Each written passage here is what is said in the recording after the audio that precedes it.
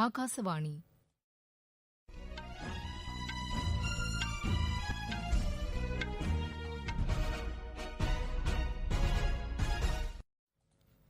செய்திகள் வாசிப்பவர் வாணி ஸ்ரீராம். தலைப்புச் செய்திகள். குஜராத் மாநிலம் நர்மதா மாவட்டத்தில் சர்தார் பட்டேல் வன உயிரியல் பூங்காவையும் வன விலங்குகளை பொதுமக்கள் வாகனத்தில் சென்று காணும் வசதியையும் பிரதமர் திரு நரேந்திர மோடி இன்று தொடங்கி வைத்தார். கோவிட்-19 பரவல் காரணமாக ஏற்பட்டுள்ள பொருளாதார சரிவை மீட்டெடுப்பது குறித்து மத்திய வெளியுறவுத்துறை அமைச்சர் ஜெய்சங்கர் வலியுறுத்தியுள்ளார். தமிழகத்தில் மருத்துவ படிப்பு மாணவர் சேர்க்கையில் அரசு பள்ளி மாணவர்களுக்கு 7.5% உள் ஒதுக்கீடு வழங்குவதற்கான சட்ட மசோதாவுக்கு ஆளுநர் திரு பன்வாரிலால் புரோஹித் ஒப்புதல் வழங்கியுள்ளார். பீகாரில் 2வது கட்ட சட்டப்பேரவைத் தேர்தலுக்கான அரசியல் கட்சிகளின் பிரச்சாரம் விறுவிறுப்படைந்துள்ளது. ஐபிஎல் கிரிக்கெட் போட்டியில் பஞ்சாப் அணிக்கு எதிரான ஆட்டத்தில் டாஸ் வென்ற ராஜஸ்தான் அணி முதலில் பந்து வீச தீர்மானித்துள்ளது. இனி விரிவான செய்திகள். குஜராத் மாநிலம் நர்மதா மாவட்டத்தில் சர்தார் பட்டேல் வன உயிரியல் பூங்காவையும் வன விலங்குகளை பொதுமக்கள் வாகனத்தில் சென்று காணும் வசதியையும் பிரதமர் திரு நரேந்திர மோடி இன்று தொடங்கி வைத்தார். பல்வேறு நிகழ்ச்சிகளில் பங்கேற்பதற்காக 2 நாள் பயணமாக பிரதமர் குஜராத் சென்றுள்ளார்.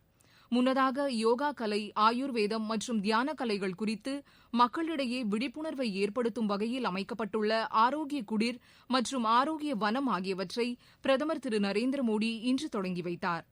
17 ஏக்கர் பரப்பளவு கொண்ட நிலத்தில் 380 வகையான மருத்துவ குணங்கள் நிறைந்த மரங்கள் மற்றும் தாவரங்கள் இந்த ஆரோக்கிய வனத்தில் பயிரிடப்பட்டுள்ளன.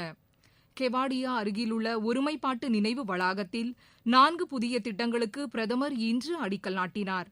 சுதந்திர இந்தியாவின் முதல் உள்துறை அமைச்சர் சர்தார் வல்லபாய் பட்டேலின் பிறந்த நாளை முன்னிட்டு நாளை நடைபெறும் தேசிய ஒற்றுமை தின நிகழ்ச்சியிலும் பிரதமர் பங்கேற்கிறார். இந்தியாவின் இரும்பு மனிதர் என்று அழைக்கப்படும் சர்தார் வல்லபாய் பட்டேலின் 145வது பிறந்த தினத்தையொட்டி கெவாடியாவில் உள்ள அவரது சிலைக்கு பிரதமர் மரியாதை செலுத்துகிறார். சர்தார் வல்லபாய் பட்டேலின் பிறந்த தினத்தையொட்டி ஏற்பாடு செய்யப்பட்டுள்ள பல்வேறு நிகழ்ச்சிகளிலும் பிரதமர் பங்கேற்று மக்கள் நலத்திட்டங்களையும் தொடங்கி வைக்க உள்ளதாக எமது செய்தியாளர் தெரிவிக்கிறார். பின்னர் முசோரியில் உள்ள குடிமைப் பணி அதிகாரிகள் பயிற்சி மையத்தில் பயிற்சி பெறும் 428 பயிற்சி அதிகாரிகளுடன் காணொலி வாயிலாக பிரதமர் கலந்துரையாட உள்ளார். கோவிட்-19 பரவல் காரணமாக ஏற்பட்டுள்ள பொருளாதார சரிவை மீட்டெடுப்பது குறித்து மத்திய வெளியுறவுத்துறை அமைச்சர் திரு ஜெய்சங்கர் வலியுறுத்தியுள்ளார். பாரிஸில் நடைபெற்ற நிகழ்ச்சி ஒன்றில் கலந்து கொண்டு பேசிய அவர், கோவிட்-19 தொற்றுக்கு பின் இந்தியாவின் வெளியுறவு கொள்கை குறித்து அப்போது விரிவாக எடுத்துரைத்தார். திறமையான, நம்பகத்தன்மை வாய்ந்த நாடுகளின் ஒத்துழைப்பு சர்வதேச சமுதாயத்திற்கு தேவை என்று குறிப்பிட்ட அவர், இந்தியா அதனை முழுமையாக பூர்த்தி செய்யும் என்று திட்டவட்டமாக கூறினார். வசுதேவ குடும்பகம் என்ற பழம்பெரும் தத்துவத்தின் அடிப்படையில் பெருந்தொற்று ஏற்பட்ட சவாலான காலத்திலும் இந்தியா திறம்பட செயல்பட்டதை அவர் சுட்டிக்காட்டினார். கோவிட்-19 பரவல் அதிகரித்திருந்த காலகட்டத்தில் இந்தியா 150க்கும் மேற்பட்ட நாடுகளுக்கு மருந்து பொருட்களை அனுப்பி வைத்ததாக அவர் அப்போது கூறினார்.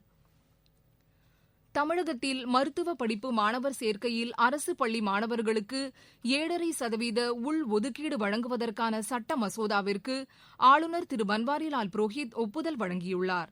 இதுகுறித்து ஆளுநர் மாளிகை இன்று விடுத்துள்ள செய்திக்குறிப்பில், சொலிசிட்டர் ஜெனரலிடமிருந்து நேற்று சட்ட ஆலோசனை வரப்பெற்றதாகவும் அதன் அடிப்படையில் தமிழக அரசின் மசோதாவுக்கு ஆளுநர் ஒப்புதல் அளித்ததாகவும் கூறப்பட்டுள்ளது. ஆளுநர் ஒப்புதல் அளித்துள்ளதன் மூலம் அரசு பள்ளிகளில் பயின்று நீட் தேர்வில் வெற்றி பெற்ற மாணவர்களுக்கு அரசு மற்றும் தனியார் மருத்துவக் கல்லூரிகளில் இடஒதுக்கீடு கிடைப்பது உறுதியாகியுள்ளது. முன்னதாக இந்த இடஒதுக்கீட்டை அமல்படுத்தும் வகையில் தமிழக அரசு அரசாணை பிறப்பித்தது குறிப்பிடத்தக்கது. இந்நிலையில் முதலமைச்சர் திரு எடப்பாடி பழனிசாமி இன்று மாலை ஆளுநர் திரு பன்வாரிலால் புரோஹித்தை சந்தித்து பேசினார். அரசு பள்ளி மாணவர்களுக்கு மருத்துவ படிப்பில் 7.5% இடஒதுக்கீட்டு மசோதாவுக்கு ஒப்புதல் வழங்கியதற்காக ஆளுநருக்கு அவர் நேரில் நன்றி தெரிவித்ததாக பின்னர் செய்தியாளர்களிடம் பேசிய அமைச்சர் திரு ஜெயக்குமார் கூறினார். ஏழை மாணவர்கள் மருத்துவ படிப்பில் சேர வேண்டும் என்பதற்காகவே அரசு பள்ளி மாணவர்களுக்கு 7.5% உள் ஒதுக்கீடு வழங்கப்பட்டுள்ளதாக முதலமைச்சர் திரு எடப்பாடி பழனிசாமி கூறியுள்ளார். ராமநாதபுரம் மாவட்டம் பசும்பொன்னில் இன்று செய்தியாளர்களிடம் பேசிய முதலமைச்சர், அரசு பள்ளி மாணவர்களுக்கு மருத்துவ படிப்பில் 7.5% உள் ஒதுக்கீடு அளிக்கும் வகையில் தமிழக அரசு அரசாணை பிறப்பித்துள்ளதாக தெரிவித்தார். சமூக நீதி காக்கவும் அரசு பள்ளி மாணவர்களின் நலன் கருதியும் ஏழை மாணவர்களின் மருத்துவ கனவுகளை நிறைவேற்றும் வகையிலும் அரசு இந்த நடவடிக்கையை மேற்கொண்டுள்ளதாக அவர் கூறினார். நீங்கள் கேட்டுக்கொண்டிருப்பது ஆகாசவாணியின் செய்தி அறிக்கை. கோவிட்-19 எதிரான போரில் நமக்கான 3 கவசங்கள். முகக்கவசம் அணிவோம், தனிநபர் இடைவெளியை கடைபிடிப்போம், கை மற்றும் முக சுத்தம் பராமரிப்போம். பீகாரில் 2வது கட்ட சட்டப்பேரவைத் தேர்தலுக்கான அரசியல் கட்சிகளின் பிரச்சாரம் விறுவிறுப்படைந்துள்ளது.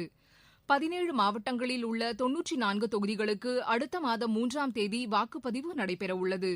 மீதமுள்ள 78 தொகுதிகளுக்கு 3வது மற்றும் இறுதிக்கட்ட தேர்தல் அடுத்த மாதம் 7ஆம் தேதி நடைபெறுகிறது.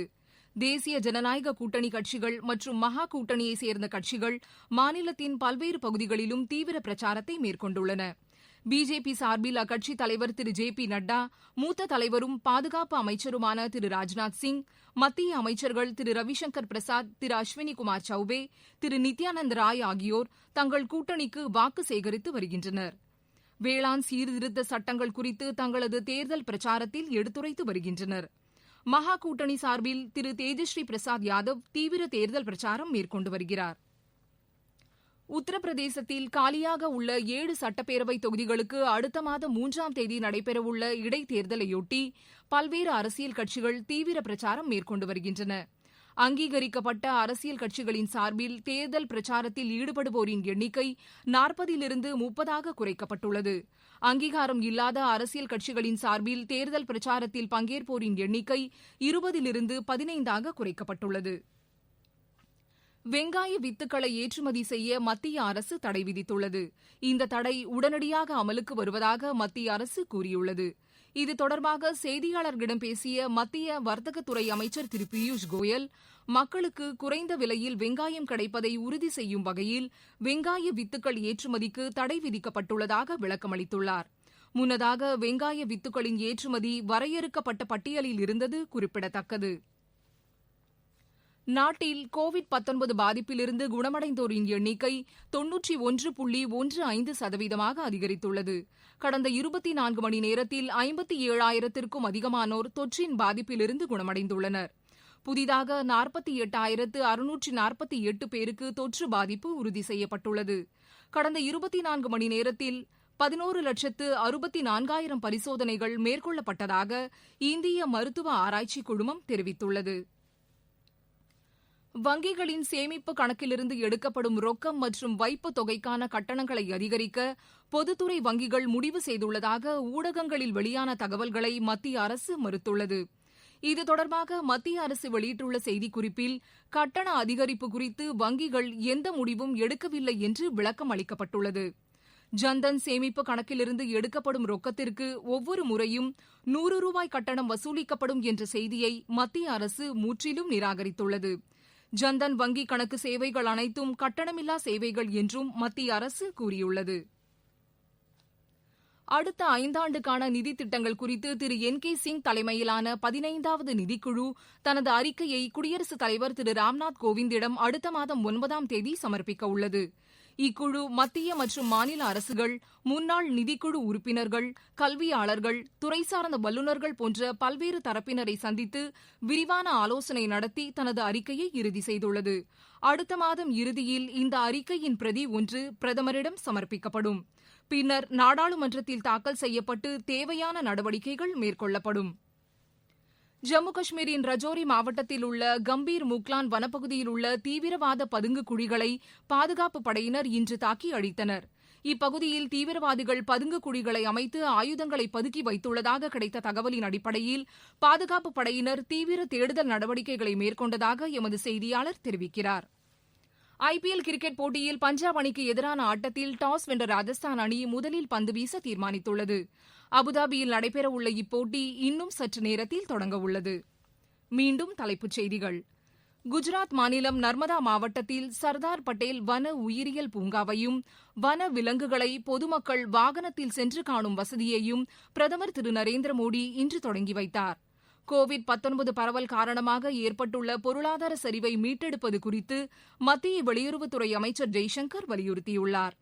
தமிழகத்தில் மருத்துவ படிப்பு மாணவர் சேர்க்கையில் அரசு பள்ளி மாணவர்களுக்கு 7.5% உள் ஒதுக்கீடு வழங்குவதற்கான சட்ட மசோதாவுக்கு ஆளுநர் திரு பன்வாரிலால் புரோஹித் ஒப்புதல் வழங்கியுள்ளார்.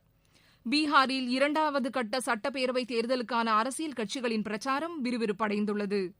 IPL கிரிக்கெட் போட்டியில் பஞ்சாப் அணிக்கு எதிரான ஆட்டத்தில் டாஸ் வென்ற ராஜஸ்தான் அணி முதலில் பந்து வீச தீர்மானித்துள்ளது. இத்துடன் இந்த செய்தியறிக்கை நிறைவு பெற்றது.